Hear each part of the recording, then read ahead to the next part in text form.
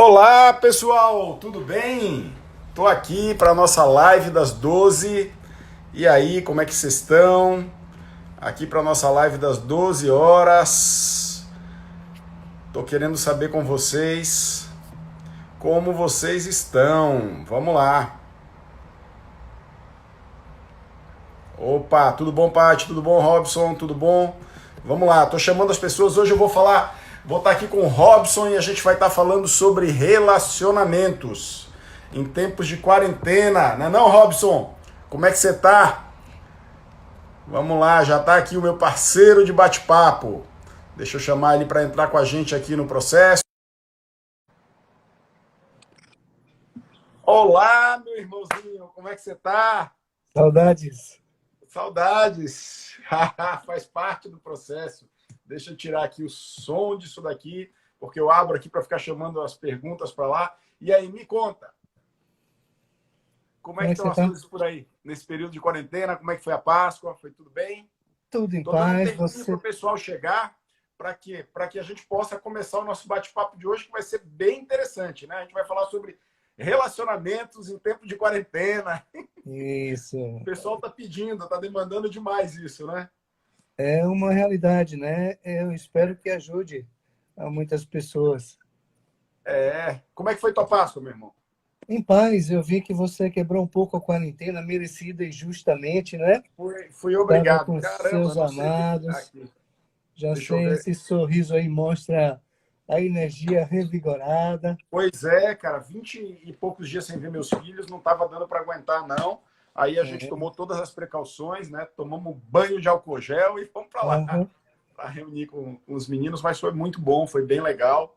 bacana, Para quem não viu e está curioso, tá aí, essa o resultado da Páscoa ontem, tá? bacana, bacana. E é isso, gente. A gente às vezes a gente tem que tomando os cuidados, né? Eu acho que também não dá para ficar preso o tempo todo e pensar, porque quando esse movimento acabar, a gente vai ter que voltar para a rua. E na rua, muito provavelmente o vírus esteja aí, porque o que eles falam é que todo mundo vai pegar, tem que conter a onda só das pessoas pegarem isso num prazo em que não colapse o sistema médico. Então, vamos lá, vamos lá. Vamos ter cuidado, o cuidado necessário para que isso aconteça naturalmente. Mas ontem eu fui obrigado, Robson, a quebrar a quarentena, porque o coração velho não aguentava mais. Não, Né? com toda certeza, isso aí precisa ser realimentado, né, constantemente.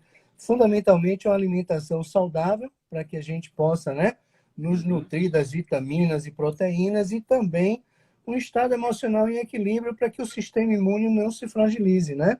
Então, Exatamente. obedecer dessas condições e as externas do álcool, Exatamente. da asepsia, acredito que a gente possa ver os que amamos. Deixa eu te fazer uma pergunta. E o chocolate, ganhou algum? Eu ganhei um ovinho. Olha a cara, Eu ganhei um foi, ovinho. né? Ganhei um ovinho Vinhozinho. e uma caixinha de bis. Legal, bacana. Gente, hoje o nosso tema tudo bom, professor Antônio Arroio? Saudade do amigo. A gente tem que fazer uma live hora dessas para falar sobre a importância da oratória. É o grande orador, talvez um dos maiores que eu conheço, fantástico. Quem não conhece, tá aí, professor Antônio Arroio. Então, vamos falar um pouquinho sobre esse movimento do relacionamento, que às vezes não é o relacionamento que nós gostaríamos de ter, porque ele está sendo um pouquinho forçado, né? Se a gente for parar para olhar, as pessoas elas estão sendo obrigadas a encarar de frente suas relações, coisa que talvez não acontecesse. Tudo bom, Valtinho?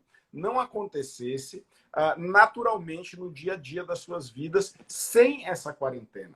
Por quê? Porque se cria uma rotina da qual você acorda de manhã, você toma o teu café da manhã, muitas vezes você sai para o teu trabalho, passa o dia inteiro no trabalho, muitas vezes sem esse contato maior, aí você volta para casa, geralmente você volta cansado, tem um ritual, quando tem filhos vai dar atenção para os filhos, quando não tem filhos vai tomar um banho ou vai fazer alguma coisa, e o tempo de contato, de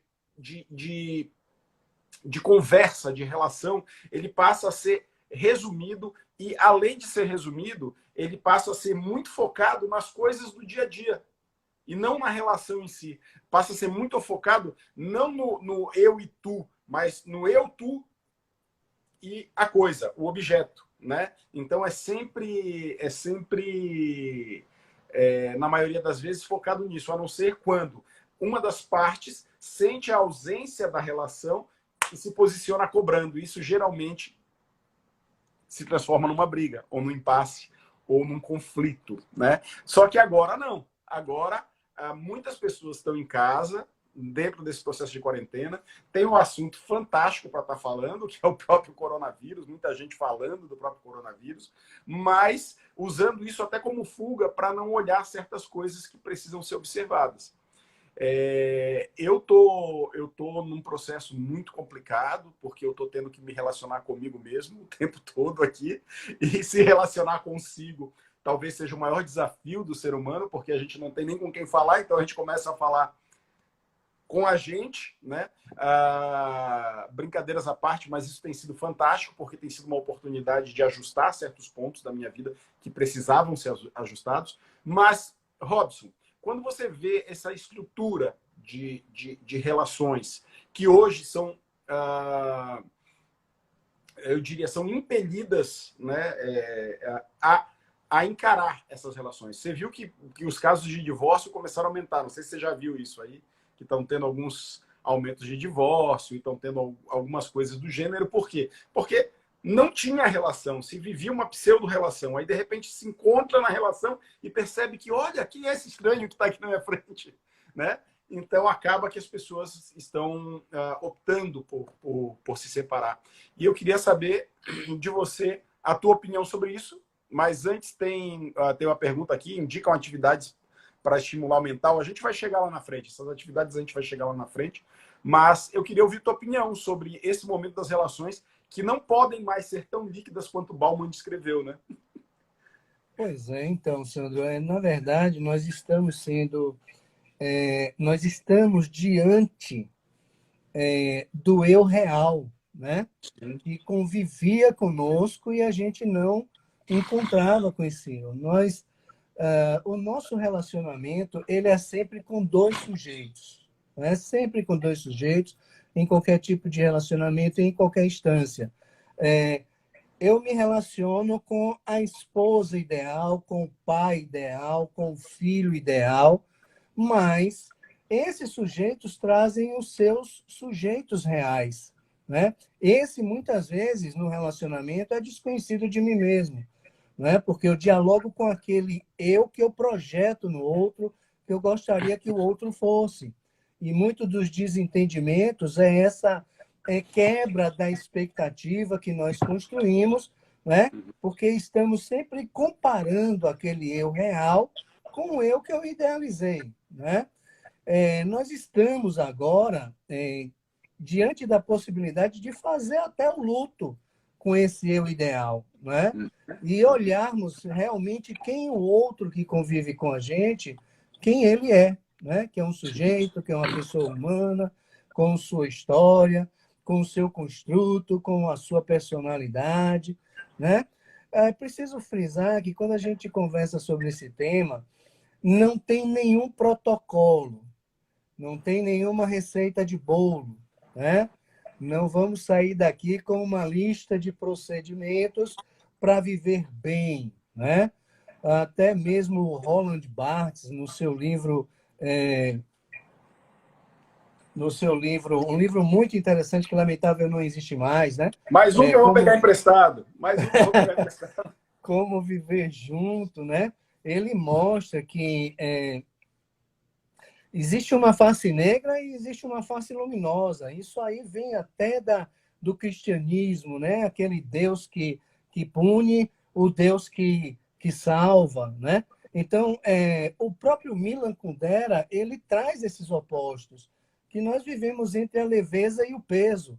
Quando a gente está separado, a gente sente, né? A leveza, mas sente a falta do peso, da convivência, com o outro. E da mesma forma, quando a gente está junto com alguém, a gente muitas vezes sente falta da leveza, e a gente vive nesse conflito, né? A insustentável leveza do ser, Milan Kundera. Exatamente. Quem É não nessa assistiu obra que ainda o ele... filme, assista. Quem não lê o livro ou prefere livros, leia, porque é um livro que fala justamente sobre isso, sobre as relações. É bem bacana, Robson. Exatamente. Bem Né? bacana essa referência que você traz aí. Muito bacana. Viu? Outros pontos, Sandro, que a gente precisa abordar é que os relacionamentos eles consideram diversos aspectos em nós mesmos e no outro, né? Então, não, eu costumo dizer que conselho é a pior coisa que a gente pode dar para alguém. Então, não pode sair daqui nenhum conselho, né? Conselho é aquilo que deu certo para mim e que eu não posso ter a certeza que dará certo para o outro. Não sei se o outro terá uma estrutura psicológica suficientemente, né, fortalecida para assumir os efeitos e as consequências daquilo que eu escolhi fazer comigo mesmo. Então, os relacionamentos, eles precisam considerar as suas singularidades, né? Nós convivemos com uma pessoa que tem um determinado tipo de personalidade. Nós convivemos com uma pessoa que tem um arcabouço de experiências. Nós convivemos com alguém que tem uma história repleta de decepções, de desilusões, de frustrações, né? Então, quem é esse outro que está diante de nós? Eu não sei se os cartórios estão abertos. Eu recebi uma informação, não sei se é verdadeira, de que os cartórios estão fechados. Então, vale a pena, né? Já que forçosamente não tem como fazer essa separação legal agora, passar um pouquinho mais e refletir sobre essa convivência, sobre a oportunidade de aprendizado que nós temos. Nós somos seres socializáveis, nós não somos frutos do meio, nós nos desenvolvemos a partir do outro, né? Nós não dependemos do outro, nós somos seres, digamos que autônomos, né? Mas nós precisamos do outro para que sejamos afetados naquilo que nós precisamos mexer conosco mesmo, né? E o propósito é um casamento com o nosso self, né? E isso se dá nos relacionamentos, isso se dá nas relações. Ao longo da nossa convivência, a gente adota de uma forma assim bem simplista.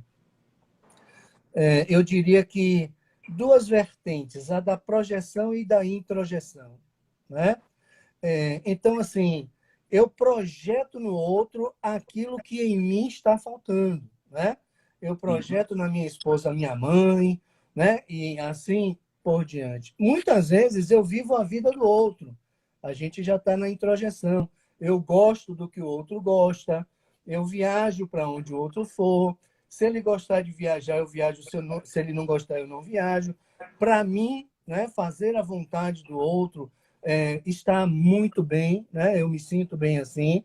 E isso faz com que nós nos distanciemos das nossas individualidades, da nossa identidade. E, com certeza, esse relacionamento, pelas vias da projeção ou pelas vias da introjeção, ele não vai se sustentar por muito tempo, né? Sim, sim. Ele Porque vai cobrar o preço dele, né?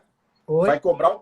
Essa omissão de si mesmo vai cobrar o preço. Vai A chegar a relação hora que. vai cobrar o preço, não tem jeito. Na projeção, o outro se cansa porque pesa, né? Ele é cobrado, ele é convocado a ser uma pessoa que ele não é. Ninguém suporta isso por muito tempo. E na introversão, o outro não tem identidade. Então, aquele que está vivendo a vida e que está sendo hospedeiro do seu parceiro, né? Se permitindo que o outro, na vida dele, viva a sua vida, também não tem com quem dialogar, não tem um diferente, não tem uma oposição, né? Não tem um contrário, não tem um oposto, né? Então, aquele que domina na relação acaba ouvindo um eco de si mesmo o tempo todo como resposta. E não existe o crescimento porque não há o estímulo que existe justamente na contraposição dos pontos. Exatamente. E quando a gente fala de relação, é importante que a gente entenda, né, Robson, que o outro, como você deixou muito claro aí, O outro, ele é o espelho daquilo que nós temos dentro de nós, né? Então, essas projeções, elas são úteis até um determinado ponto, mas quando existe esse retorno para dentro, que passamos a olhar para nós como parte independente e somatória de uma relação, né? E começamos a desenvolver esse autorrespeito, esse autoamor, essa percepção de individualidade, e queremos o nosso espaço, muitas vezes é tarde porque abrimos mão muito tempo disso. E por termos aberto mão muito tempo disso, encontramos dificuldade em fazer com que o outro entenda que as coisas não são bem assim, que existe a necessidade do diálogo, para que a partir desse diálogo... Eita, minha cadeira caiu aqui. Para que a partir desse diálogo o indivíduo, o casal possa crescer como um terceiro elemento, que não afete a individualidade de cada um, que não atrapalhe a individualidade de cada um, mas que reforce a individualidade de cada um. Tem uma imagem que eu uso muito quando eu vou trabalhar relacionamentos dentro da clínica. Eu vou desenhar ela aqui, Robson, para que você possa até dar uma comentada nisso.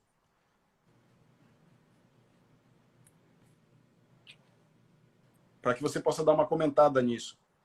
Tá aqui, já fiz o desenho. E basicamente é isso, ó. Sou eu, individual, tu, individual, e a relação, que é a junção desses dois. Que tem que haver o respeito desse individual e desse individual. Porque quando há o sufocamento desse para cá, esse espaço vai diminuindo. E isso acaba adoecendo as relações. Então, quando há invasão, né, e a acessão do outro, a relação se torna doentia, se torna desequilibrada.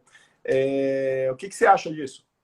Eu quero fazer um parêntese aqui, porque a gente está falando em casal, mas o casal que a gente traz aqui é o casal atual do Código Civil, né? A sociedade mudou, nós não estamos falando aqui do casal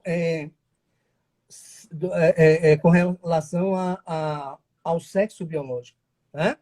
Nós estamos falando aqui no casal no sentido do masculino e feminino, que mesmo entre as pessoas do mesmo sexo, né, a psicologia analítica mostra isso, tem uma parte feminina mais acentuada em um, uma parte masculina mais acentuada em outro. Essa dualidade nós mesmos convivemos. Então, assim, o casal em todas as suas configurações, né? Perfeito.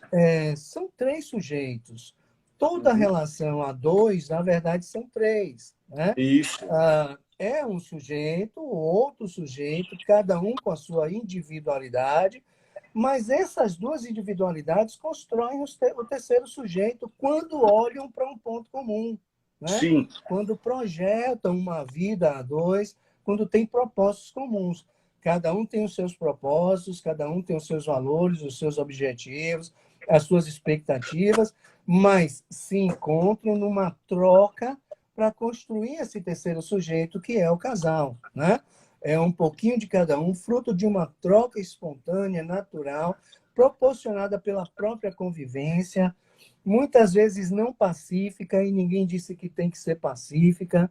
Ela precisa, muitas vezes, ser conflitante mesmo, porque o crescimento ele acontece mais efetivamente a partir das diferenças, né? E é só com as diferenças que existe a troca. Você falou um termo muito, muito interessante, Sandro, que foi crescimento, e é esse o propósito, né? Eu cresço com o outro.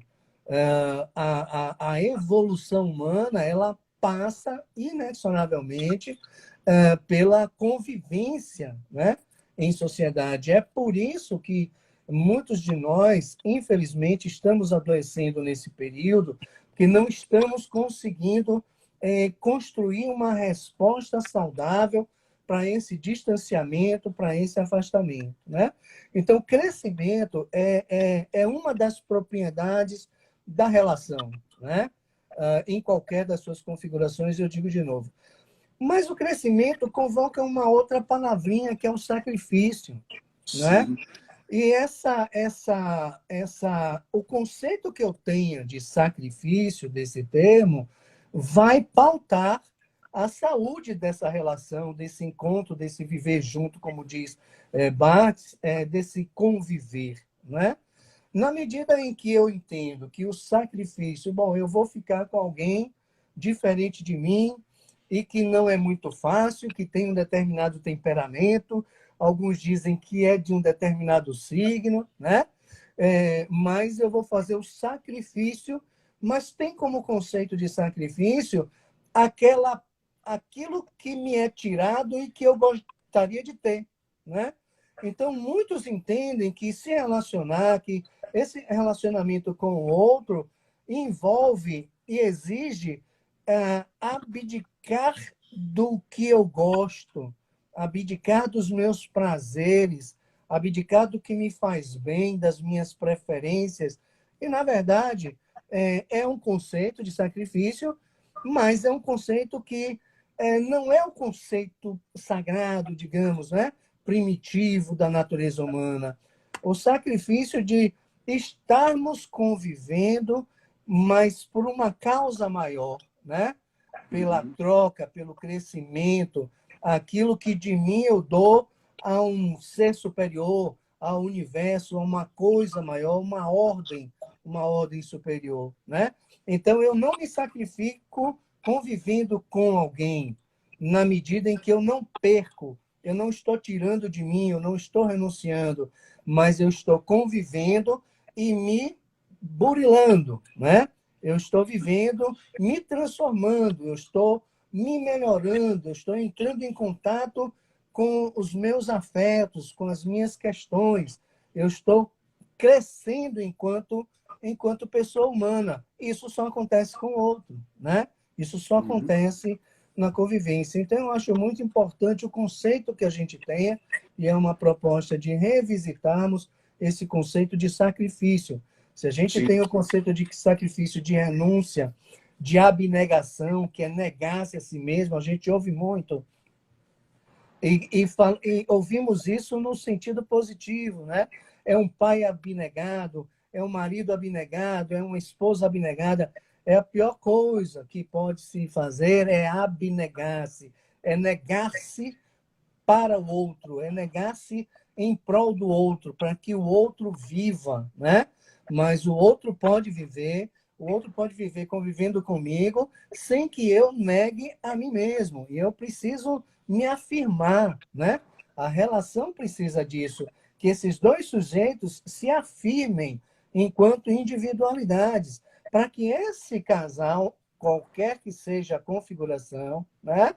Ele se estruture, ele se fortaleça, ele possa viver transitando entre o desastroso, né, e o humor, né, a leveza necessária para essa convivência.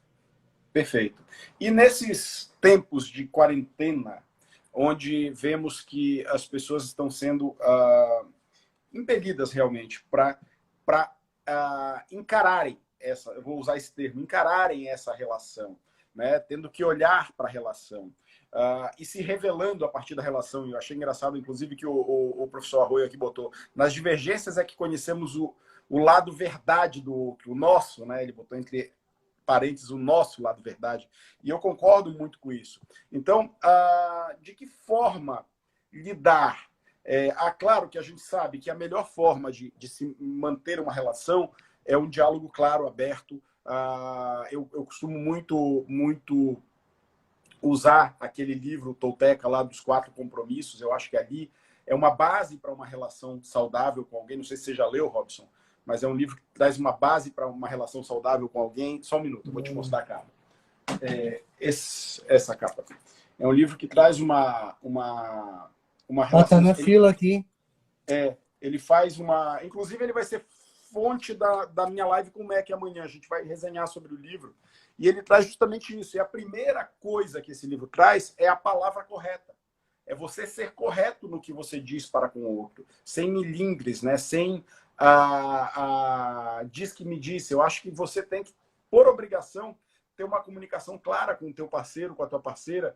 Por obrigação, você tem que expressar as coisas. E aí a gente traz um outro autor chamado Marshall Rosenberg, que traz a comunicação não violenta como parte do processo. Ou seja, é você falar a partir do ponto de vista dos teus sentimentos, não a partir do ponto de vista de acusação do outro pelo que você sente, mas sim de dentro para fora.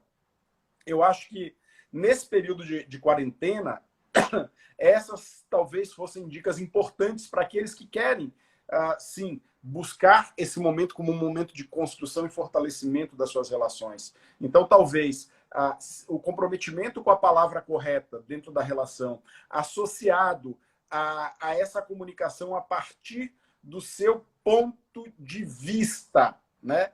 Sem escrúpulos e sem receios, meu irmão. Tem que ser uma comunicação sem milímetros, né?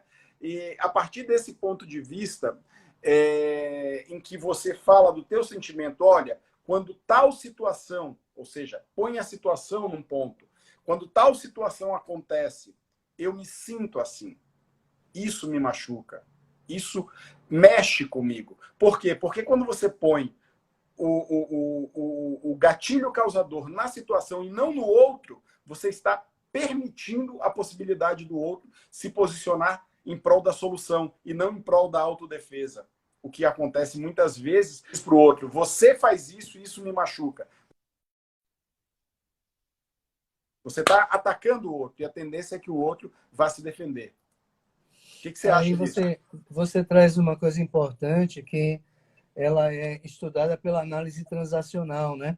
É a linguagem do você, a linguagem do eu, né? Isso. Então, quando a gente usa você nesse processo de comunicação, não tem jeito. Quando os ouvidos do outro ouvem essa expressão, ele já se arma, já se defende, né? Já se encouraça para tudo que vier depois desse você. Não tem jeito, né? Uma coisa é dizer, estávamos conversando no telefone quando você desligou, né? Não tem jeito. Esse você vai sempre no julgamento, levar sempre um julgamento e um conteúdo acusativo. Uma outra coisa é você dizer, eu percebi que a ligação foi desligada, né? Uhum. Então, uma coisa, provocam efeitos diferentes nesse relacionamento. Outro ponto, Sandro, é o conceito também que a gente tenha de empatia, né? Então, muitos de nós temos empatia com o conceito de que eu preciso fazer pelo outro o que eu gostaria que fizesse comigo mesmo. É complicado, porque eu gosto de algumas coisas que eu não sei se o outro vai gostar, né? Se fará bem para o outro, se o outro vai receber muito bem. E outra coisa, a gente não consegue saber, e muitas vezes o outro e nós mesmos não sabemos o que nós mesmos gostamos ou o que nós mesmos queremos. Outro conceito também que a gente pode ter de empatia é fazer pelo outro o que ele gostaria que fosse feito por ele.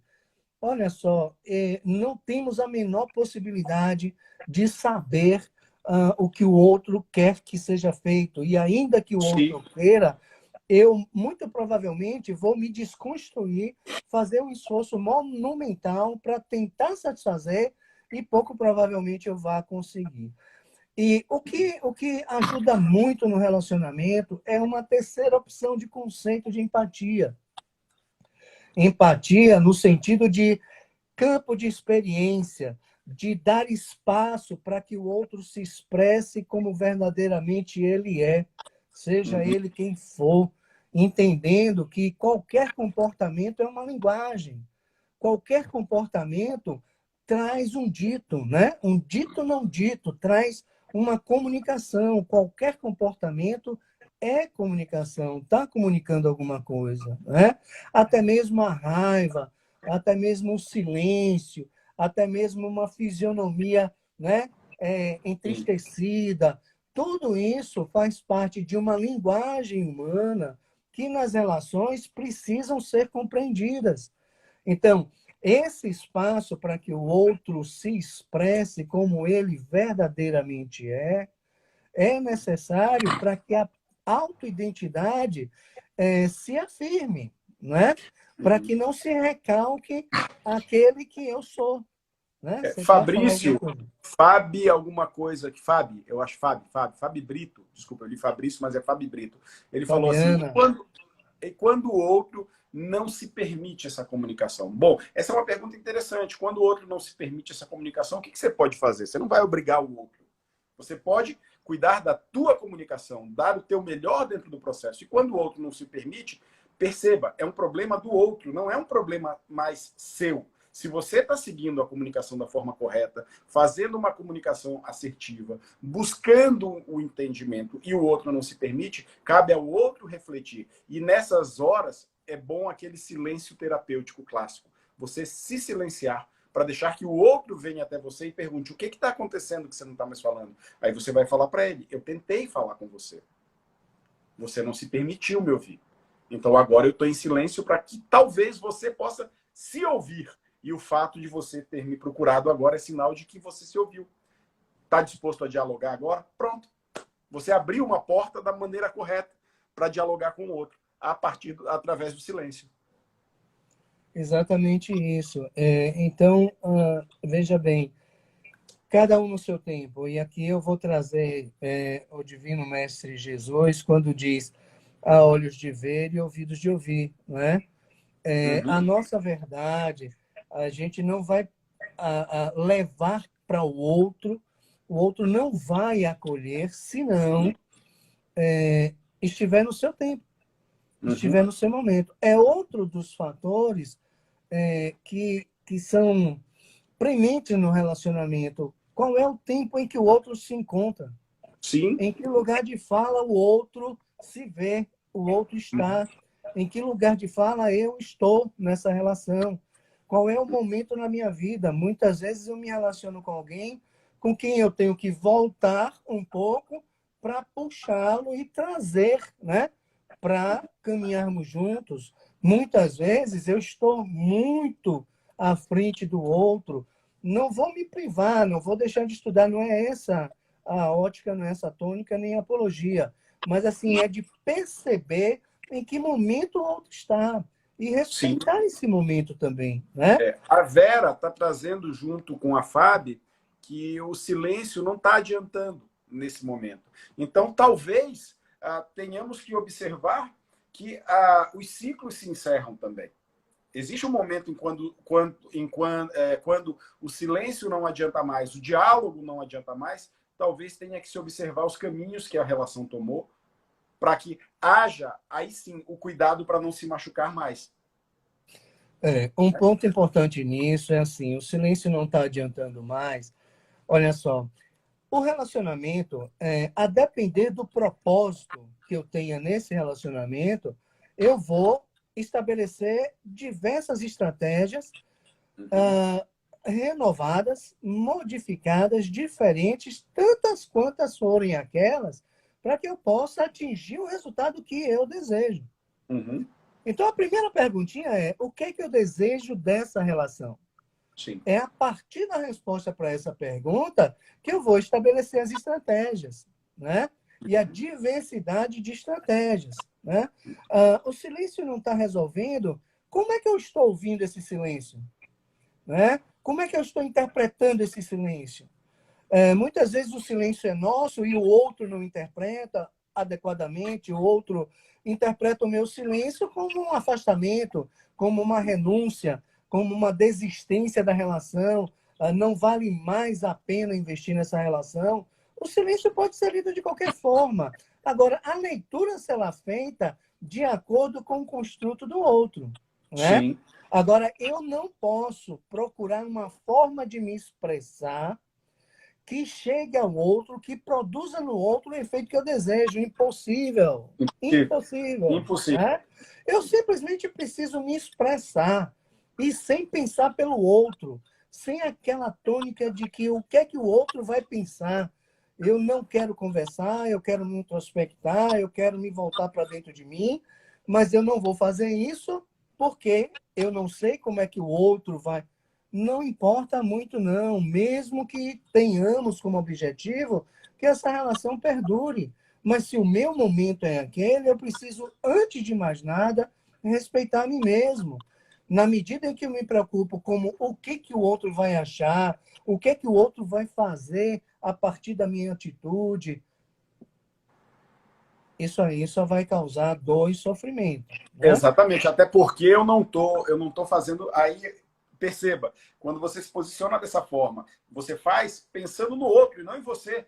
Você tá. Isso, ou se a gente fosse falar sobre atitudes que levam o outro a fazer o que a gente quer, a gente está falando de corrupção.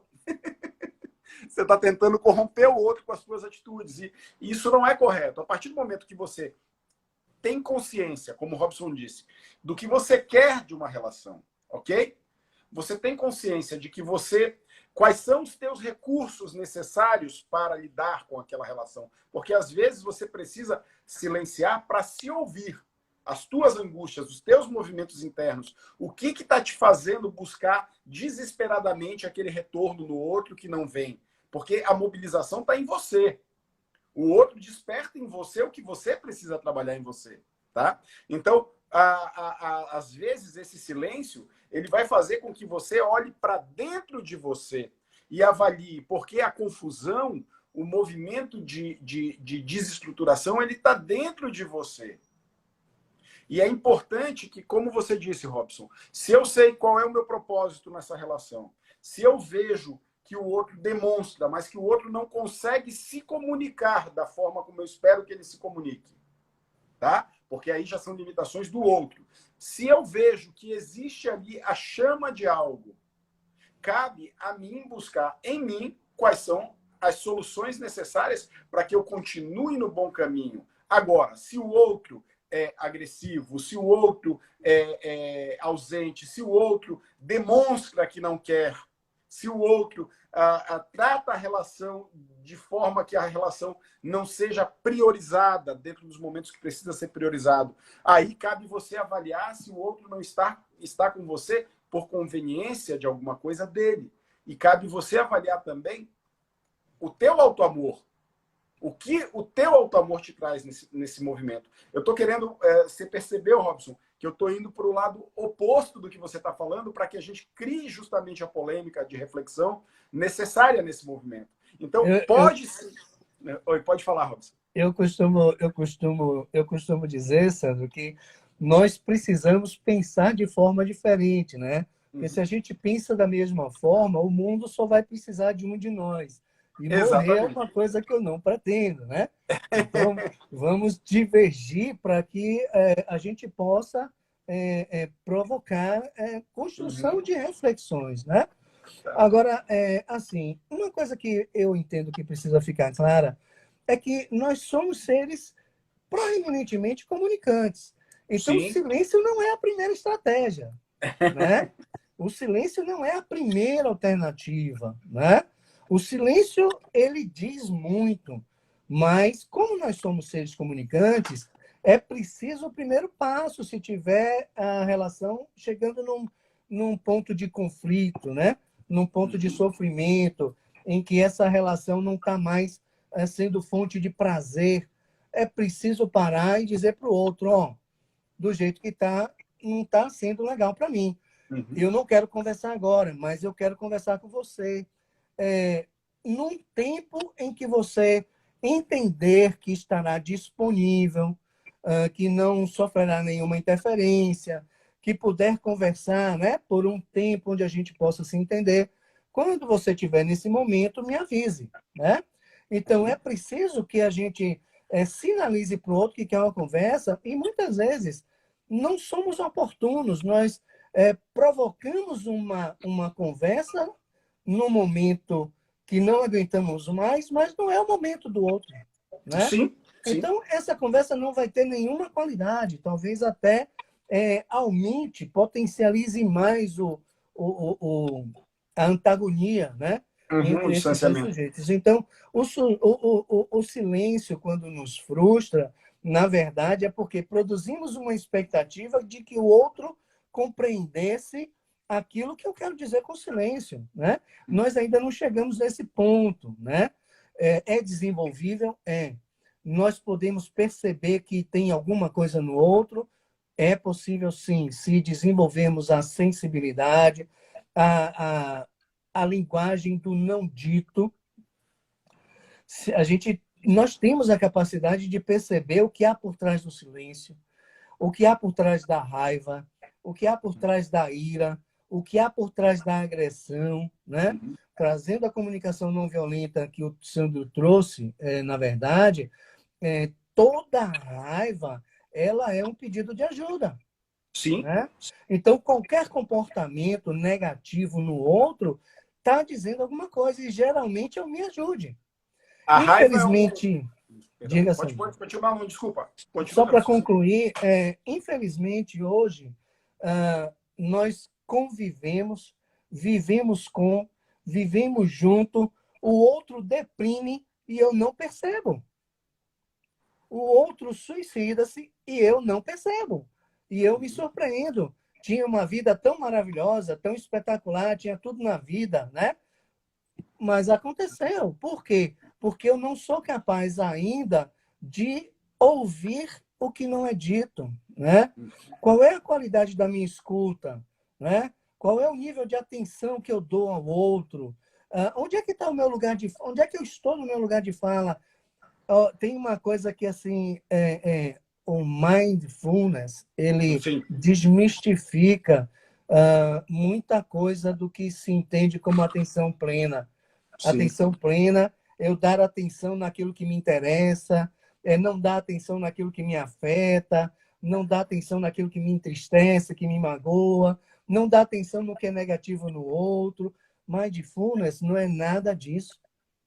Apenas nos prepara, e nós precisamos disso, para estar atento a tudo, para estarmos imersos no contexto em que vivemos, nos associando a todas as situações. Só desse jeito, dentro, implicado no contexto da nossa vida, é que nós teremos a sensibilidade de perceber a linguagem não dita que está sendo usada pelo outro. Perfeito, Robson, perfeito. Quando você traz o mindfulness, ele traz justamente o que se chama de awareness, estado de presença. É você estar presente em tudo aquilo que você está presente, né? Esse é o grande diferencial, porque não é direção, foco nisso, foco naquilo, atenção nisso, atenção naquilo. É estar presente. Awareness é você estar presente, é você estar focado no momento presente. A Raimunda traz aqui, parabéns pelas abordagens tão ricas, o silêncio tem uma profundidade que muitas vezes desconhecemos. Como fica o medo de silenciar, temendo perdas? Bom, Raimunda, o que acontece? O primeiro silêncio que a gente precisa... Olha eu com o meu bichinho aqui. Ó. O primeiro silêncio que a gente precisa é esse silêncio aqui. É silenciar a nossa mente, é silenciar a nós mesmos. Não adianta eu fechar minha boca, por exemplo. Tenho uma relação com o Robson, na qual entramos num processo de conflito. Esse conflito ele demonstra algo que precisa ser trabalhado. Aí, o Robson não está disposto a conversar comigo nesse momento, ok? E eu percebo que o melhor caminho é me silenciar. E aí eu silencio a minha boca. Mas a minha cabeça se enche de pensamentos. Aqui fica um ruído enorme, fica um barulho enorme. Então, o que vai acontecer automaticamente? A dor que aquela situação causou, ela vai se transformar em sofrimento em mim. E eu vou começar a criar, muitas vezes, uma realidade que não condiz com a própria realidade da relação.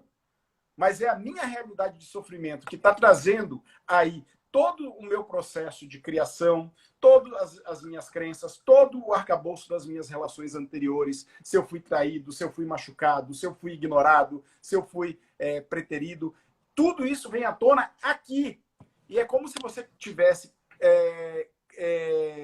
enchendo uma panela de pressão, tá?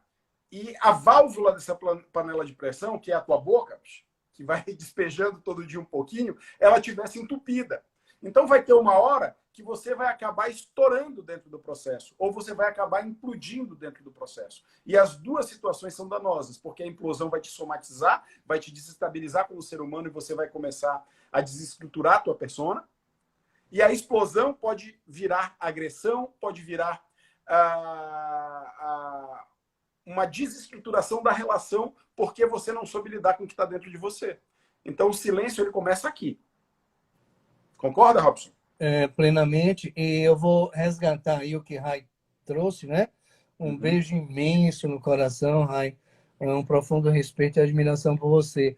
Mas, assim, ela traz uma figura muito interessante quando ela pergunta como fica o medo de silenciar temendo perdas. O Olha medo. só, a chave dessa resposta está nesse termo aí, insalubre, nocivo, né?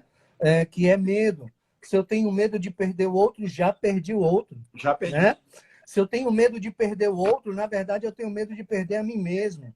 Eu não estou bem comigo mesmo, porque se eu tenho medo de perder o outro, significa que eu estou depositando uma energia psíquica muito grande no outro e que, se ele for, vai me causar dor e sofrimento. O outro tem sempre o direito de ir quando ele quiser, ele não tem nenhuma obrigação de permanecer conosco. Então, esse medo de perder precisa ser trabalhado, né? Porque eu vou me tornar autônomo, eu preciso ser a minha melhor companhia, eu preciso ser o melhor amigo de mim mesmo, primeiro, para me relacionar com alguém. Eu preciso destinar ao outro uma quantidade de energia psíquica, e o termo é esse mesmo, mas eu preciso reservar uma quantidade de energia psíquica para mim mesmo, né? Para mim mesmo. Porque na hora que o outro for, eu recebo de volta aquela energia psíquica, mas não estou totalmente sem a minha, né? É o que nós chamamos de preservação do alto amor, do amor por mim mesmo. Eu vou trazer também de novo aqui a figura do terceiro sujeito de qualquer relação, por um ponto muito importante. Acho que foi a Vera que suscitou essa questão. Olha só, e também está associado, Rai, a esse medo de perder, né? Então, eu tenho medo de perder, eu aí não me expresso, ou eu fico sofrendo. Como me expressar? Eu tenho uma angústia dentro de mim que está querendo explodir, que está querendo sair, mas eu não sei como expressar essa dor, essa angústia, porque o outro pode entender equivocadamente e ir embora da minha vida, e não é isso que eu quero, né? Então, o que é conflito? O conflito é necessário. Quando alguém diz assim, Robson, nós estamos precisando de uma ajuda porque a gente está brigando muito ultimamente. Não é ironia. Eu digo, ótimo, muito bem. Se estão brigando é porque a relação ainda vale a pena, né? Preocupa quando não tiver mais conflito. Se não tem mais conflito, não tem mais interesse. Se não tem mais interesse, tem indiferença, né? Então, assim, agora, se tem um conflito, o que é que eu faço? Eu tenho medo de expressar minha angústia para o outro, para não ter conflito. Eu não estou resolvendo o conflito. Eu estou transferindo o conflito do casal para mim. Percebe? Sim. Eu vou ficar doente, eu vou adoecer, vai ter um ponto que eu não vou suportar mais. E isso, que também é energia, poderá chegar ao outro na pior hora como uma agressão muito drástica, né? E às vezes até irreversível, porque aquilo que eu comprimo, aquilo que eu recalco, se constringe e vai tomando força. A vida Sim. flui que nem água. Não tem Uhum. como a gente conter as nossas emoções. E as nossas emoções precisam ser expressadas. Eu não sei se eu Sim. consegui me fazer entender. E bacana, aqui surgiu o tema inteligência emocional, né? Esse processo de silenciamento diz respeito à inteligência emocional também, sim. E inteligência emocional, ela está relacionada a autoconhecimento, mas autoconhecimento também é um conceito muito difundido de maneira equivocada. Autoconhecimento não é algo que se chega, é algo constante. Você está o tempo todo se conhecendo, porque o tempo todo você está vivenciando coisas novas. E a partir do entendimento a partir do momento em que você entende os seus próprios processos e você passa a se respeitar dentro de um processo de relação, você, passa a se respeitar dentro de um processo de relação para com você mesmo. Você para com você. Você vai conseguir se respeitar dentro de uma relação. E não quer dizer que você não possa tratar de questões polêmicas com o outro. Quer dizer que, a partir do momento que você compreende a forma de se comunicar, que você encontra a paz dentro de você, você vai encontrar o caminho da paz para se comunicar com o outro da forma correta. Porque o que acontece, Robson, só para Muitas vezes nós nos comunicamos com o outro a partir do nosso ponto de vista agredido. É a criança da gente que está ali se expressando. Não existe, né? Você trouxe a transacional do Bernie. Não é o adulto que está ali, é a criança que está ali naquele momento se expressando, e isso é muito danoso. Isso pode ser muito danoso porque a criança muitas vezes está ferida, a criança muitas vezes traz toda aquela dor do não acolhimento para aquele momento de relação ali, e ela quer ser acolhida, e o outro não está no momento dele de acolher, porque o outro também tem as questões dele. Então é importante que haja essa preocupação. E sim, a inteligência emocional ela se faz fundamental, mas antes de falar sobre inteligência emocional é preciso entender o que é essa inteligência emocional, né? O Goleman traz isso muito bem no livro dele, Inteligência Emocional, mas para pontuar de forma simples, até para passar a palavra para o Robson, porque passa rápido o tempo, eu estou vendo aqui, o autoconhecimento é a base da inteligência emocional. E o que é o autoconhecimento? O autoconhecimento é silenciar e olhar para dentro. É perceber como isso te mobiliza, como as ações te mobilizam. É dar atenção para si, trazer o insumo da relação. Se o outro está falando algo que te incomoda, aonde incomoda? Por que incomoda? Está em mim isso, e não no outro. O outro é só o gatilho. Tá? Então é importante que a gente saiba diferenciar isso. Vamos lá, Robson? Perfeito. A Davina, ela diz aí, seria o controle de emoções para criar um clima saudável. O que é esse controle de emoções? É a contenção de emoções, né? Eu estou tirando o conflito do casal e trazendo para mim, guardando comigo. Isso é controlar as emoções. Controlar as emoções é, muitas vezes, o oposto disso. Controlar as emoções é explodir com a pessoa certa, no momento certo, pela razão certa, né? Controlar as emoções não é se conter, não é se calar, não é abnegar-se, não é silenciar de uma forma recalcada, contida, porque explode só em mim. Não, eu preciso dividir com o outro. Estamos juntos, a contingência não é unicamente minha, é dos dois. Se a relação não está boa para mim, o meu comportamento faz com que a relação não esteja boa para o outro também. Então, não é de quem tem o poder nessa relação, mas de quem tem a consciência de que o relacionamento não está bom. E tem que se expressar mesmo, e tem que ser sincero em que pontos essa relação não está boa comigo. Isso não é controle das emoções, me silenciar, deixar de explodir, deixar de dizer o que eu penso, ou deixar de dizer que eu quero. Isso Robson, adoece, né? deixa eu te fazer uma pergunta. Seria assim, eu demonstrar minha raiva, mas sem ser violento com o outro?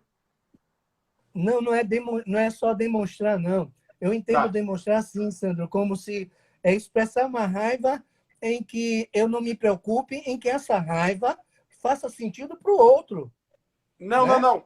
A minha raiva precisa fazer sentido para o outro. Isso. Quando eu falo não ser violento, expressar minha raiva, ou seja, comunicar minha raiva, sendo ela necessária naquele momento, porque ela está em mim, ela precisa ser exposta, mas ao mesmo tempo sem ser violento com o outro, sem procurar agredi-lo. Muito bem pontuado, nós não estamos fazendo, nós não estamos falando de violência, nem de agressão, nem de agressividade. Sim, né? é isso. Não é uma apologia a isso. Nós estamos falando aqui de emoção primária. A raiva é uma emoção legítima. E eu preciso, e se eu tenho raiva é porque alguma coisa me afeta, me desconforta. Eu vou olhar para mim e vou ver se eu não estou sentindo raiva por uma coisa que está em mim mesmo. Eu vou olhar para mim e vou procurar saber se essa raiva que eu sinto não é por uma expectativa que eu depositei no outro que o outro não é capaz de cumprir. Perfeito. Né? Pronto. Se não é, se realmente o comportamento do outro está me afetando de alguma forma e está no outro um descuido com a relação, um descaso com a relação, uma falta de cuidado com o outro, a minha raiva é legítima, eu preciso levar para o outro e preciso dizer ao outro o porquê dessa raiva, né? Posso fazer uma pergunta para você, Robson? Agora eu vou perguntar. Robson, em uma relação, né, onde você tem a construção de uma relação, porque toda relação ela é uma construção, ela está em constante construção, e onde dentro da relação existe a clareza de comunicação, onde você percebe que o outro, por exemplo, o outro é acolhedor, o outro tem amizades, o outro trata as amizades com carinho e etc. E você não consegue lidar com o teu ciúme sobre como o outro se posiciona e que sempre foi assim e que sempre deixou e que sempre na relação o outro deixou claro de que age assim. Como você deve encarar isso e de que maneira você acredita que esse movimento pode ser construído? Porque a partir do momento em que o outro é assim, deixa claro de que a movimentação dele foi assim, e ele faz isso não com o intuito de agredir o outro, mas ele faz isso porque é a natureza dele, ele sempre foi acolhedor e etc. Como lidar com isso? Olha, se a gente tem medo de morrer, a gente não vive, né? A gente nega a vida para não morrer. E se a gente tem medo de perder, a gente não se relaciona, né? Eu não me relaciono comigo mesmo, eu não me relaciono com o outro, né? É preciso que eu entenda que o outro é um sujeito de vontade própria, de história própria, de perspectivas, valores, princípios próprios, né? Ele tem um jeito de ser. Alguém diz assim, e é isso que está acontecendo, né? Nessa quarentena, vamos dizer assim. Eu encontrei um amigo que não via há 10 anos e disse, e chegou no ponto da conversa, ele dizia, eu lhe conheço muito bem. É lógico que eu silenciei, não vou dizer ali que ele não me conhece, né? Que eu sou 10 anos diferentes, né? Que as pessoas evoluem. Não é isso. Mas é preciso que eu conheça o que está ao meu lado, né? É preciso que eu conheça aquele comportamento, o que é próprio do outro, e perceba o que aquele comportamento está dizendo, né? É um tema assim bem vasto, né, Sandro? Agora tem algumas sugestões. Eu acho que está chegando a imagem ao contrário. O homem à procura de si mesmo. O Terceira homem à edição, procura de quem é o si autor? mesmo, do Rollo May, né? Uhum. Tem um livro muito interessante, A Passagem do Meio, né? De Uhum. James Hollis. E Uhum. tem um livro da Von Franz, da Mary Louise Von Franz, que foi contemporânea e trabalhou com Jung, que é A Uhum. Busca do Sentido. É, isso nos traz uma coisa assim, nós evoluímos e temos ritos de passagem para essa nossa evolução natural. A Uhum. puberdade foi um ponto, né? A, a metade da vida, que é a metanoia, e que o James Hollis, na passagem do meio, traz muito bem, é um livro que não é muito grosso, de uma leitura muito agradável, ele mostra que quando chegamos na metade da vida, os nossos valores, os nossos princípios vão se modificando, né? E a gente dá um salto, é o que a psicologia analítica traz como metanoia. As doenças graves também são saltos evolutivos na vida do ser humano. O casamento também, a união também, né? Na medida em que mudamos um modelo de vida que tínhamos antes de nos unir e conviver com alguém, né? Sim. Também é um propósito, tem uma propriedade essa união evolutiva, na medida em que é transformadora. Transformadora porque vai haver trocas, porque vai haver interação, vai acontecer a intersubjetividade, é aquilo que é do outro que eu vou incorporar, né? Não por submissão, não por perda da minha identidade ou personalidade, não. Porque a convivência ela é transformadora porque somos seres sociáveis com código genético aberto. Eu me atualizo Sim. a todo instante com todas as convivências. Olha aí, o Arroio botou aqui. Perguntei à minha mãe, por que você me tratava daquele jeito? Ela respondeu, ninguém te amou mais do que eu. Eu só sabia te amar assim. Esse foi meu jeito de ser. Perfeito, perfeito. Nós somos assim, somos os melhores maridos que conseguimos ser, né? Nós somos os melhores pais que conseguimos ser, nós somos os melhores amigos que conseguimos ser. Não adianta a gente se culpar por não ser aquele que o outro espera. É a melhor forma que eu tenho de me relacionar. E eu costumo dizer que se eu pudesse, eu usava uma camisa, né? Tenha Robson, paciência comigo, porque eu estou se me por trabalhando acaso, para me tornar uma convivência melhor com você. se por acaso cair a live, porque já está dando tempo, eu vou reabrir ela rápida Tá? só para a gente dar tempo de fechar e se desconectar, tá bom? Me chama Então, que eu se estou ela aqui. cair, eu te chamo. Se ela cair, eu te chamo de novo. Só para deixar claro, viu, pessoal? Se cair, eu volto. Aí o Robson volta também, só para a gente poder fechar ela com chave de ouro do jeito que tem que ser.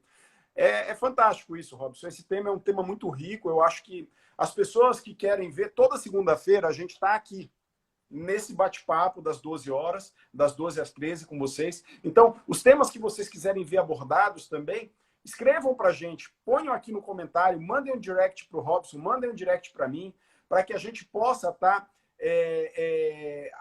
trabalhando esses temas junto com vocês, porque tem que ser temas que sejam de relevância para vocês também, né? É importante que a gente faça a construção hoje.